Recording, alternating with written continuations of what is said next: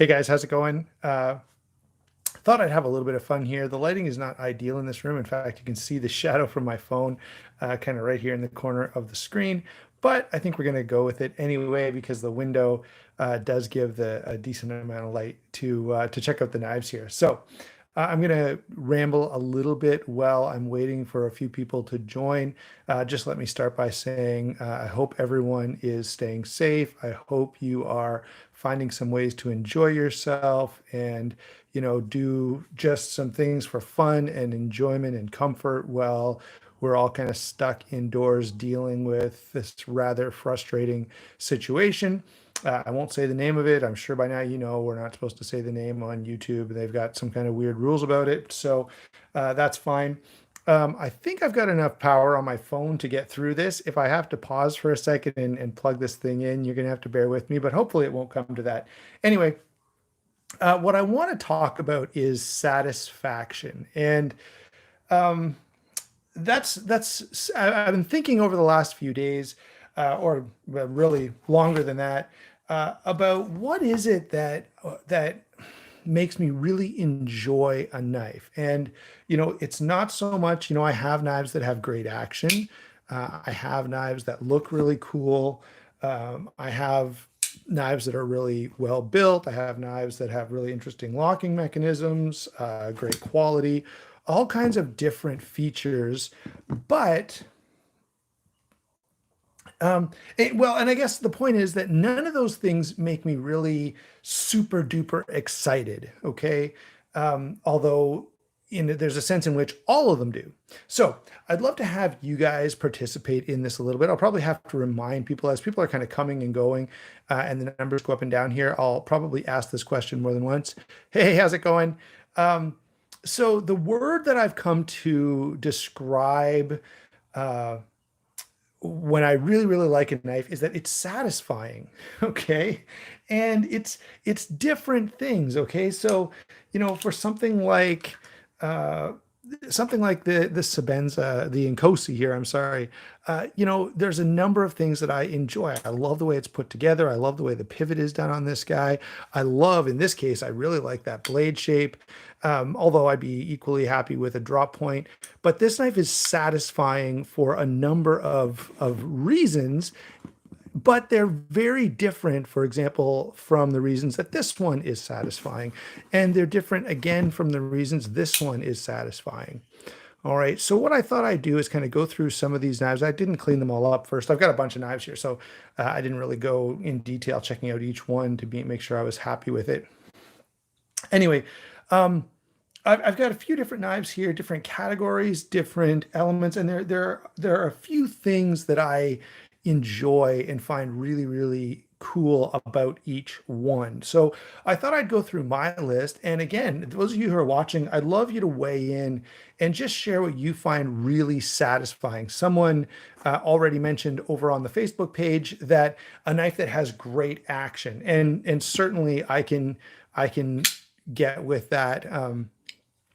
This knife is probably one of the knives that I have that has the most perfect action.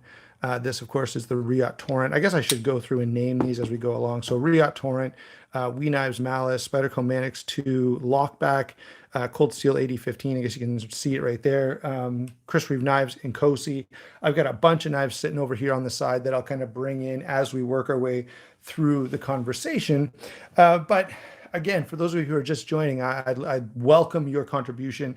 What I'm talking about is things that I find really satisfying in a knife, and what I'm really concluding here, or perhaps arguing for, is that it's different things for different knives. For some of them, it's the design. For some of them, it's the action. It may be the blade shape. There are all kinds of various things. Here's a good example. So let's move these out of the way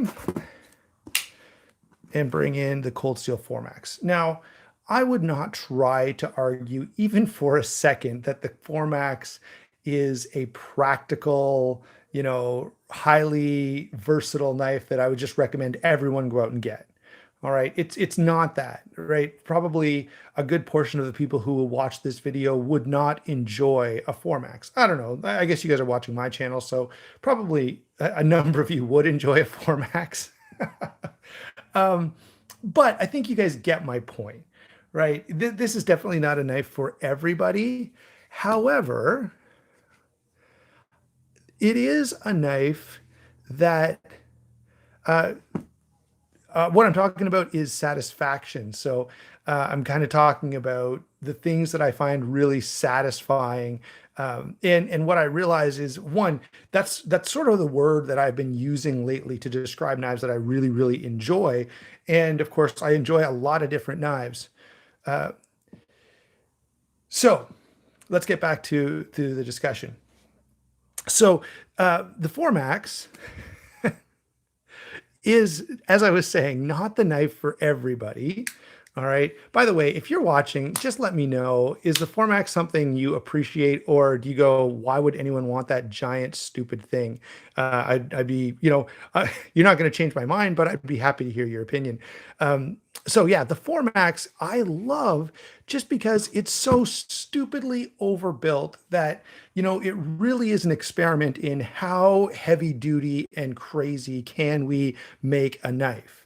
And the answer is pretty heavy duty. Now, look, guys, it's still a folding knife, all right? And, there's no way that I would take this if it was like a real survival situation or there was something like that.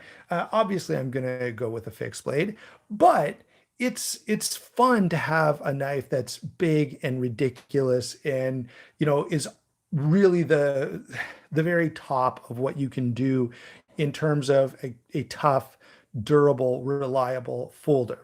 All right. So that's why I find the Formax so satisfying. It's just the fact that it's insane and giantly overbuilt. I guess I should say I like the design quite a bit. I'm a big Andrew Demko fan. Um, that's true. Fixed blades don't have that satisfying click. Although, hey, listen, if you hold on a couple of minutes, I've got some fixed blades here that I find pretty stinking satisfying. So we'll move over to that in a second. But before we do, let's stick with the Andrew Demko theme for a moment. We've got the 8010 here, and I had the 8015 for all of that's been sitting in the picture the whole time. And yes, I am way too in love with cold steel knives. I'll readily admit that. Um, anyway, I won't go into my fandom of cold steel, but 8010 does most of what the Formax can do, although it's in a much more carryable package, extremely comfortable in hand, maybe even more comfortable than the Formax. It's a little more rounded and just an extremely well balanced knife. Still strong, still durable. There are certain situations where, I don't know if the zombies were coming or something. I guess I'd take this over this. But this checks a lot of those boxes. Uh, this checks a lot of those boxes. Yeah, 480s in a row. So that means it's 80 whatever, right? Now, this guy is satisfying for a completely different reason. Okay, so strength, durability, practicality, usability, all that stuff really I enjoy about these two knives. This one, it's pretty much 100% the Scorpion lock. I think the Scorpion lock is one of the coolest looking things within the knife industry these days. I just, it's so enjoyable. It's easy to play with. It's cool. I love how that makes the knife, kind of open like that. It's just fantastic. I love the Scorpion lock. And I will say this about the 8015. This one for size alone, people are like, what in the world? But if you show this to people, and by the way, does anyone here, let me know in the comments, do you have friends that know you're into knives and do they ask you about your knives? The Formax, I mean, wow, the 8010 is one of those knives that people, when they look at it, they're like, wow, what is this? How does it work? Like, that is a cool knife. Where did you find something like that? Now, then they find out how much it costs and they're like, are you crazy? There was just a comment there that went away, the Benchmade something. puts a smile on your face. And I think that phrase puts a smile on my face is the same kind of idea that I'm driving at when I say it just makes me smile, right? It's just when you have it in your pocket, you kind of go, yeah, I've got something really cool with me today. Let's move on from the cold steels and grab a couple of fixed blades. I said I had some, so in order to follow through and not disappoint anybody, here is a fixed blade that is very satisfying. Especially, I've carried these two together before, and it's completely unnecessary. No one needs both of these at the same time, but it was really fun. Okay. I was like, this is awesome. I've got two knives that are just fantastic that I absolutely love. And having them both was really, really cool. And even just sharing them with you guys, even just knowing that I have them both in my collection is very satisfying. Okay. It just puts a smile on my face. And this guy, I actually used this a few weeks ago. We did Easter dinner, and I used this a lot preparing the Easter dinner just to kind of, get a feel for it. And of course, I was cutting up some butternut squash, and so for squash, you need something you can really put some force behind. And this knife really, really worked well. I was so impressed with how well it cut and sliced, even though it's a fairly hefty little blade. It really, really worked well. So that to me was pretty satisfying. It was pretty exciting. And obviously, I'm going to put this. I haven't had a lot of chance to have this out in the bush. I've used it a little bit, but before I do a full review, I will spend some more time with it doing some outdoor type of stuff. But honestly, it's just a joy to have and a joy to cut with. I do need to do some stuff with the sheath. I'm just going to, do some neat's foot oil or something like that. I haven't got around to it yet, but that's on the short list. Let's move on to a couple of other knives that I find rather enjoyable. Here's one, Benchmade Crooked River. This, of course, is the one. Let me bring it up here so you can see the scales. Pivot collar as well. This was all this stuff came from Rogue Blade Works, including the blue backspacer. I have a carbon fiber backspacer that matches with this, but I like the little bit of color on there. This, by the way, was before Benchmade had their I don't know, their design a knife program, or at least they had that before. They had it for a long time, but they didn't have the Crooked River in the system. So now you can actually go on Benchmade's website and kind of design your own Crooked River. And if you haven't, this is quarantine time. We're all killing time here.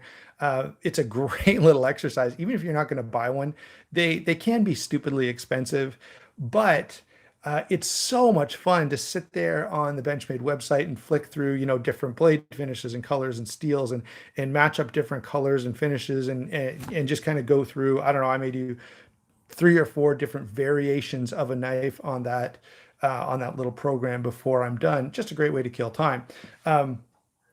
When I did this, they didn't have that program, or they had it, but they didn't have the Crooked River available. So I actually, when I saw Rogue Blade Works was doing these scales, I should bring them up here again. You too. Oh, Benchmade 530. There we go.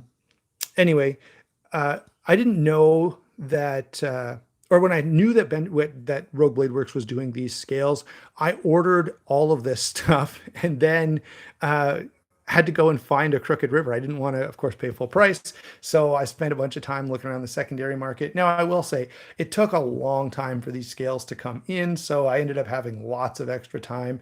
It wasn't a big problem. But eventually, I had the scales. I actually ended up having the knife before I got the scales, put everything together, and this is one of my all-time favorite knives. I just get so much joy out of this. Yeah. Now you could probably argue that there's too much money wrapped up in this knife and I'd never get it back out of it. And you'd be right, but I don't plan to sell it anyway. So it's just for me and my enjoyment. Okay, let's move on. Next, I've got a couple of knives. One I recently reviewed, one I reviewed a while back. This is the Line Steel M4. Right now, and really since I got it, this has been my favorite fixed blade. I have carried this a ton. I've used it a whole bunch. And it works great for everything I've tried to do with it. It works great in the kitchen. It works great in the woods. It works great for utility stuff around the house or on a job site. It's just a fantastic knife. A number of you have commented that it's a lot better if you get the micarta version. And maybe that's true. I mean, I'm not in any rush to run out and buy another one of these, but I will now let me say this. I've gotten so many messages and I keep getting them about the Line Steel B35. It's on my list. I've asked a couple of my, regular partners if they're going to be getting them in stock, and they do say Recon Tanto. Oh, I don't have a Recon Tanto. I've got the standard Recon one, but it's not here with me right now. Um, you missed all the cold steels. I can bring them back out, and I will as we work our way through the video. Anyway, super super satisfying knife. Just holding this knife even is just I really, really get a lot of joy out of this knife. And it has done everything I've wanted it to do so, so well. Now, I've got a couple other fixed blades here, but before I get to those, let's talk about the Para 2. I think one of the reasons people like it so much is because it's pretty darn satisfying. And this one, yeah, look at that action. Fantastic. Zero blade play, rock solid, and yet drops shut so well. Steel on this guy is M390. There are a couple other steels I believe available, and I just off the top of my head I can't remember what they are, but I think most of the new ones are M390. Anyway, back to the Para 2. So satisfying just as a fidget knife, and of course the best implementation of the compression lock. I was watching whose video recently? Hey, Therapeutic Edge, how's it going? Anyway, I can't remember whose video. They were talking about how the compression lock is so well implemented in the Para 2, but for some reason, every other time Spyderco tries to do the compression lock, they don't do a good job. The only one I haven't tried is the Sage. Can someone confirm with me? There is a Sage with a compression lock, right? Like a Sage 4 or 5. I haven't tried one, and hopefully it's good. Yeah, life's pretty good here. Obviously we're not doing much, just like many others around the world. But hopefully we're coming to an end of this thing sometime in the not too distant future. So let me, while I talk about how satisfying the Para 2 is, let me just digress for 1 second and say the Para 2, there's a couple things that are different than most of the way Spyderco does the compression lock.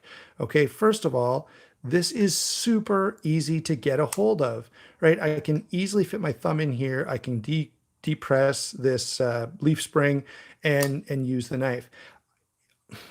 Pretty well every other compression lock Spyderco I've had, it's difficult to some degree to get this lock decompressed.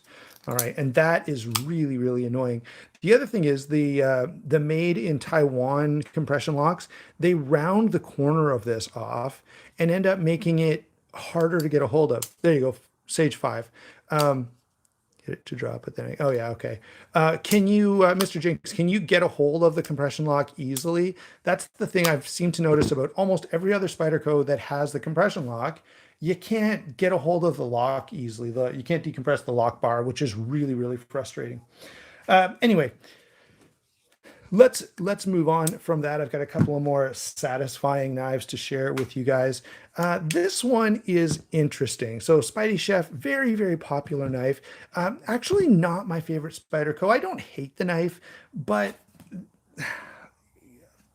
let's just say you're going to get a little teeny preview of my full review. Okay, not as easy as a PM2. Yeah, and I feel like you've already done it with the PM2, so they should be able to just repeat the same process, use the same dimensions that they've got right here, and kind of follow that as a pattern for the compression lock. Anyway, that is a digression. Let me get back to the satisfying good stuff. I don't want to complain too much. We've got enough to complain about these days, don't we? So Spidey Chef, I like it.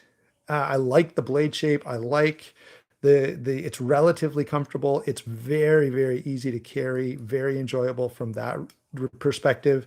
The main thing that is cool about this knife is, of course, the fact that it is almost corrosion proof. And look, corrosion proof is stinking cool, right? LC200N is great steel. And so, yeah, there's a lot to like about this knife, although I kind of wish that it had some of the, I don't know, there's some other stainless steel frame. I mean, there are some other titanium frame locks that I just find a little more enjoyable. But the thing that I find satisfying about this is the materials and the fact that this just cannot corrode. Spyderco backup. Let's see. I had another Spyderco here. Look, we got lots of Spydercos around. There you go. And actually, since we're talking about Spydercos, that brings me to the next satisfying knife, and that is this Manix 2 lockback. This is the Spyderco. Go ahead and let me know. Does anyone not like this knife? I reviewed this very, very positively. I got a few people saying, it's not fidget friendly enough. I know it's got some gunk on it. I was using it earlier. It's not fidget friendly enough. And I guess that's fair, but I find this so satisfying. Listen to this. Listen to this lockup. Just listen. Hold on. That's fantastic.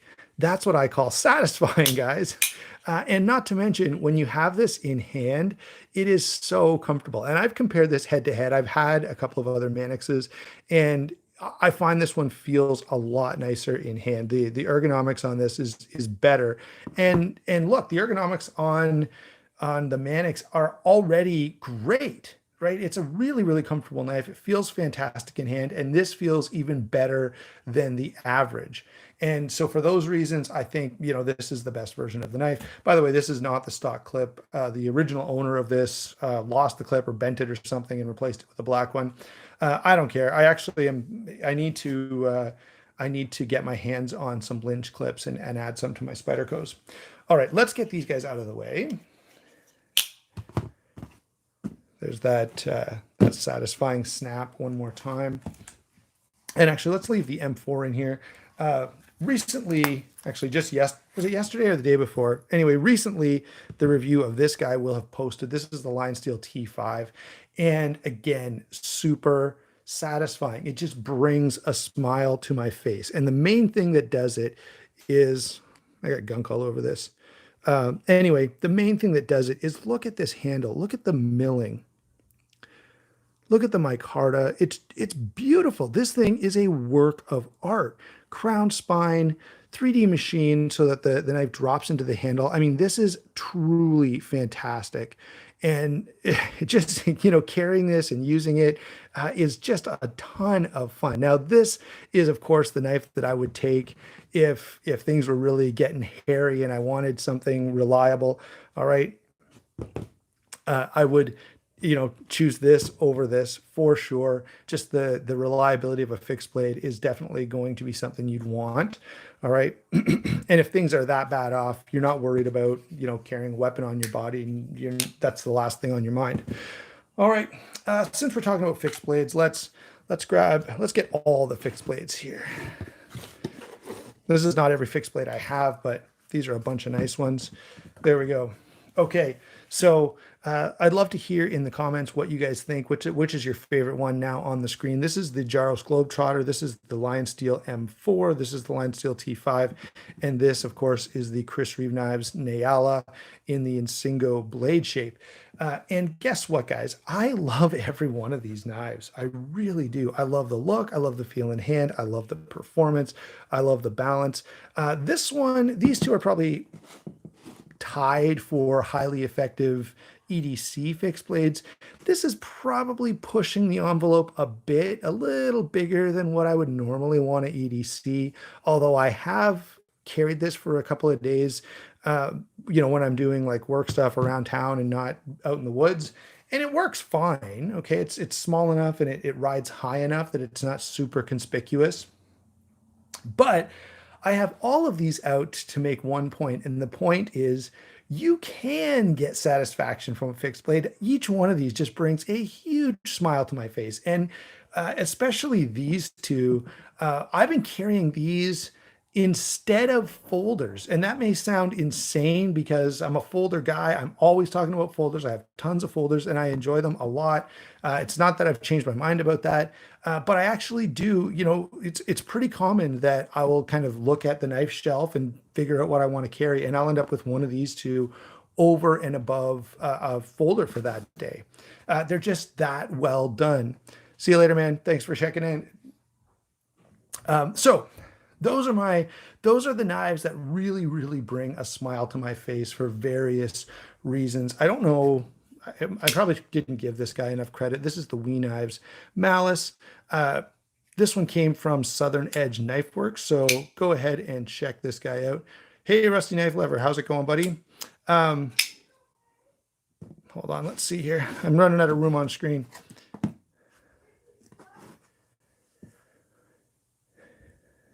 The M4 is a little, you know what? I'm going to actually do a full head-to-head comparison between these two. The hollow grind on this makes it perform way better than I anticipated. I mean, I watched some reviews and I kind of had an idea that would work pretty hard, worked pretty good. So I've got to say this is way slicier than I thought it would be. Very, very impressed with this guy so far. But yeah, the M4 is, and of course the Jaros is slicier than all of them. Nice, pair 2 and pair 3 in Maximet. I have toyed with the idea of a pair 2 in Maximet ever since they first came out. And every time I see a new run coming, I think maybe this is the time I should buy one. I don't know, guys. Something just keeps me from pulling the trigger. One, I have real reservations over whether I'd ever find a pair 2 with better action. Like this one is so dialed in that now that I'm on camera, I can't do anything with it. But this one is so dialed in that it's just fantastic. And so I'm hesitant to buy another para because I doubt it would be as good. Okay, so we've ranted and raved. All of these knives are really fantastic. All of them put a huge smile on my face. Just very, very satisfying. And that was the initial key. Again, I'd love to, whether you're watching now or whether you watch this later, let me know what knives for you are maybe your most satisfying. What features really bring a smile to your face? Is it action? Is it utility? Is it versatility? Is it quality? Whatever the case may be. Is it looks? Maybe it's all the fancy stuff.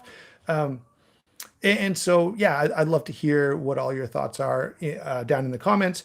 I want to move on to a couple quick things that I've said before, but I want to bring it up again. It actually came up today, and I was talking to a couple guys in a Facebook group over on Canadian Knife and Gear. Canadian Knife and Gear, I love that group. That's where I get most of my knife fix in terms of talking to other knife guys and hanging out and chatting about knives. Modifying your Spider Chef. Are you just anodizing it, or are you doing anything else? So Canadian Knife and Gear, great group of guys. Just very, just a fun place. There's not a lot of drama. The admins are great. Really, really enjoy that page a lot. Obviously, it's more oriented toward Canadians, and so you'll see some discussions about, customs and stuff like that. But Americans are allowed in the group. We don't discriminate that way. Anyway. Nice. That's a nice knife. Now, I hate to be that guy, but I've handled a couple small Incostis and they are too small for me. But if you've watched my channel at all, you probably know that. Okay, so let me come back to something that's probably going to get me some comments. Nice. Detent ramp would be a good move. Anodizing, I never know about that. I've done it before. I don't know.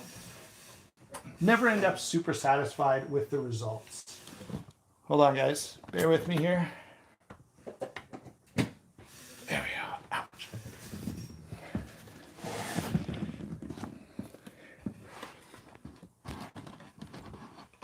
Okay. Sorry about that, guys. I had to change position a little bit. That's going to play really weird for those people who are not watching this live. And I didn't warn earlier. My battery's about to die, so I had to rearrange some stuff and plug the phone in. I didn't realize I wasn't close enough to reach the outlet. So anyway, everything's catastrophe averted. We're back up and running, and I wanted to bring up something that um, I don't know. You guys might all get mad at me for this. That's fine. I'm happy for you to be mad at me. Uh, but someone asked this morning, how much does blade steel matter on a knife? And a couple people said, it depends on what you're doing and what your intended use is. And I think that's true. You often see outdoor use knives, for example, with, a spring steel or a carbon steel, something that's a little more durable and errs on the side of toughness over edge retention, which I think is a completely legitimate choice. But I really think that probably most of us, okay, the vast majority of us knife guys, um, oh, nice puzzling stuff, cool. Um, I think most of us would probably be fine if sometime a steel fairy, snuck into our safe or wherever else we keep our knives and secretly switched all the steel to, I don't know, HCR 13 MOV or 440C. Be honest with me, guys. How long would it take you to notice?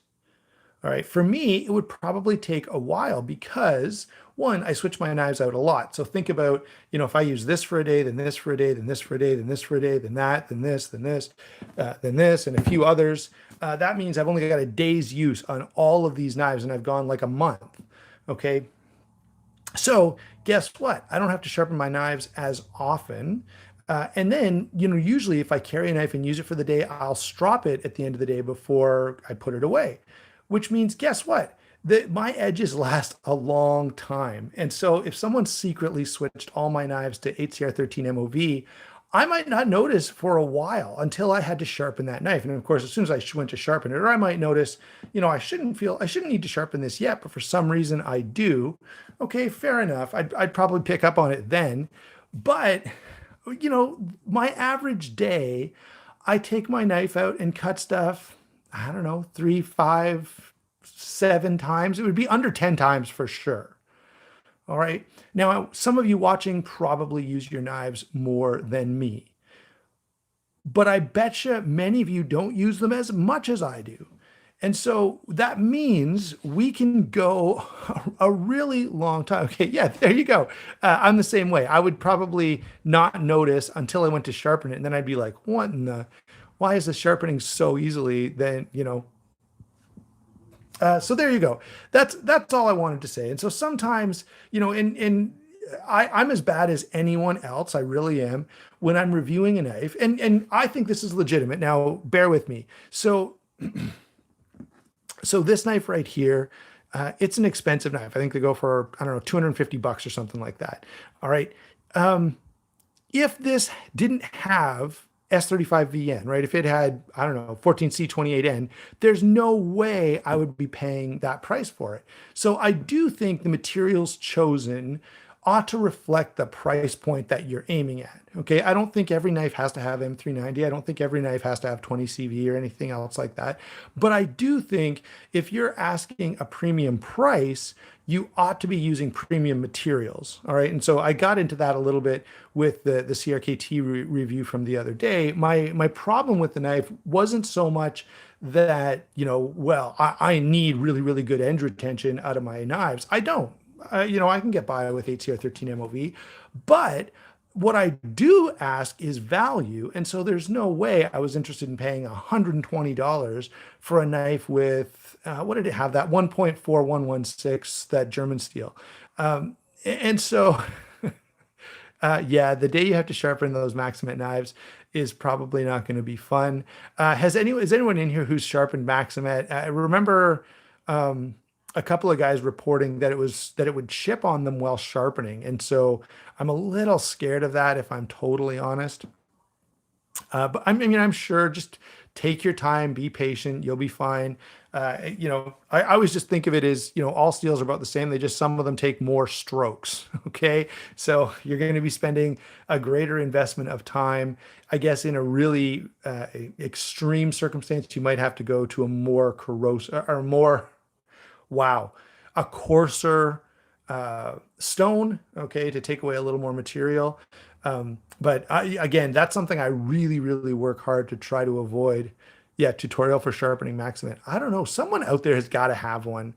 Maybe Pete over at Cedric Native Gear and Outdoors. I actually don't have any Maximate steels. Yep, I totally get you. Number time X3 native works. Oh, okay, there you go. You can see someone just commented there that with diamond stones, the Maximet was doable. So that's nice to know. Okay, so that was my first little rant was the knife steel. That most of the time, yeah, work sharp guided sharpening. That's really really worthwhile. Yeah, and keeps dropping throughout the day is another great option.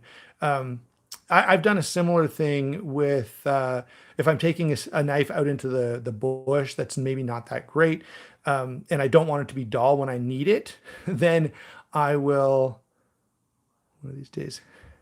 Um, Mix your Maximum Manix. Yeah, Maximum Manix is pretty nice. If I was going to get a Maximum, I think it'd be the Para 2, but the Manix would be a close second.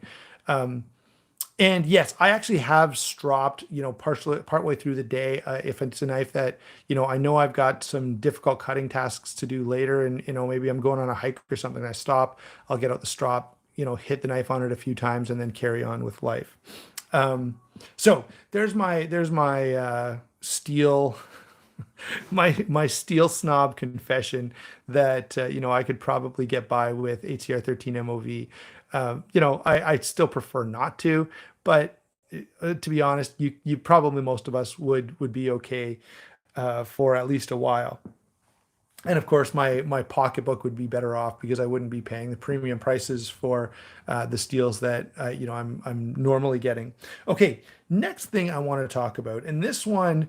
Uh, Again, it feels like something that I like but definitely don't need, and that is where are my cold steels here? Let's get some of these guys out of the way and bring in some cold steels because I feel like they need to be here for this discussion.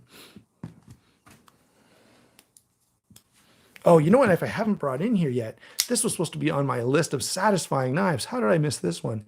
But this can come in for this part of the discussion as well. The XM18 with the Skinner blade. Let's see, Formax. Let's get this guy in here. Move the M4 out of the way. Okay, so I don't know about you guys, but I never find the need to put my knife in some kind of a jig and hang large amounts of weight off of it. If you have that need for your knife, I can see wanting the strongest lock possible. But unless you're doing something that is putting negative pressure on this blade, which if you're using a folding knife, you should really never do anyway. Really, a lock is kind of there just as a safety feature. It's just there to catch you that one or two times when you forget. But honestly, if we're using any folding knife, we should be using it as if it's a slip joint and not trusting that lock. So to me, that translates into you don't really need a super duper strong lock. All right. Now I say this with a Formax sitting in front of the camera. So yes, I am a hypocrite. Absolutely. I just because I don't need it, okay, doesn't mean I don't want it. And so, uh, well, I would readily admit, okay, that you don't probably need a super strong lock. I do enjoy a strong lock. And that's one of the reasons I'm a bit of a cold steel fan. Now, I have had some cold steels where the lock is a little difficult. And recently, a friend of mine asked me what knife to get, and I gave him some recommendations. And I think out of the 3 or 4 recommendations that I gave him, he bought a cold steel Code 4. And the Code 4 has worked really well for him. He really likes it. But he did say, yeah, the lock is a little stiff. I told him to man up and quit whining. And then we all had a laugh. And I did kind of admit after, yeah, sometimes cold steel can, the spring tension can be a little rough. And I mentioned to him that if you leave the knife kind of half unlocked for a little while, that can soften it up a little bit. I didn't really want to recommend that he take the knife apart and adjust the spring tension on his own because I didn't want to be responsible for, anything that might happen to the knife. But I have to say that, well, I love watching those cold steel tests where they slam the knives they do the over strikes and they do the spine wax and then they do the weight hang. I love watching those videos. I watch every single one of them. I get some kind of a perverse enjoyment out of it. I'll admit readily, but I don't think it needs to have that lock. I just don't. All right. So that's my little rant about lock strength. And maybe cold steel. I would love to see the Formax. Wow. I would love to see the 8010 and the 8015 go head to head in one of Andrew Demko's videos, but half the purpose of those videos is to say that we've got the strongest lock, and that wouldn't fit the philosophy. So I doubt we'll see that. But Andrew Demko, if you ever watch this, or if anyone knows anyone from Cold Steel, please let's request that they do this comparison. I'd really, really like to see it. Okay, guys. My voice is getting tired. I've still got to walk the dog, and it's a gorgeous day outside. So I'm going to. Hey, thanks for coming, man. Glad you like the reviews. But yeah, my voice is getting sore. I'm getting tired, and I want to. I love the 8015 as well. Want to wrap this up while I've still got lots of sunlight, so I can let the dog run out in the bush for a little bit. So thanks a lot for watching. Don't forget to like and subscribe. Check out those links. You guys probably don't realize, but I could not continue this channel, especially with the frequency that I try to do, without you guys using those links. It's a huge help, and you guys have no idea. So thanks to you guys for doing all that. Have a great night in the Netherlands. Hope you sleep well. And let's all hope that this crazy situation that we're all dealing with right now is over as soon as possible. Yeah, thanks for watching, man. We'll talk to you later. All right, thanks everybody.